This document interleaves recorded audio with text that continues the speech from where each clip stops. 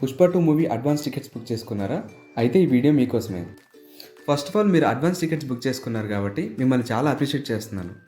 ఎందుకంటే ఈ సినిమాకున్న theatre rates ఇంతవరకు రిలీజ్ అయిన తెలుగు సినిమా కానీ, నాన్ తెలుగు సినిమాలు కానీ ఏ సినిమా కూడా ఇంత హై రేట్స్ పెంచలేదు. అంటే ఇప్పుడు 200 రూపీస్ ఉన్న టికెట్ రేట్ కూడా 500 చేశారు, 500ది 1000 చేశారు. కొన్ని థియేటర్స్ అయితే 2000 రూపీస్ కన్నా పెంచేసాయి కూడా. అయినా కూడా అదేం పట్టించుకోకుండా ఫ్యాన్స్ కానీ ఆడియన్స్ కానీ ఈ టికెట్స్ని అడ్వాన్స్ బుక్ చేసుకున్నారు. చాలా గ్రేట్. అయితే ఇందులోనే చిన్న ప్రాబ్లం కూడా ఉంది. టికెట్స్ రేట్ పెంచేసినప్పుడు న్యూట్రల్ ఆడియన్స్ ఎలా ఫీల్ అవుతారంటే చాలా ఎక్స్పెక్టేషన్స్ పెట్టుకుంటారు. ఫ్యాన్స్ అంటే కొంచెం సినిమాని ఎంజాయ్ చేయడానికి స్కోప్ ఉంటుంది.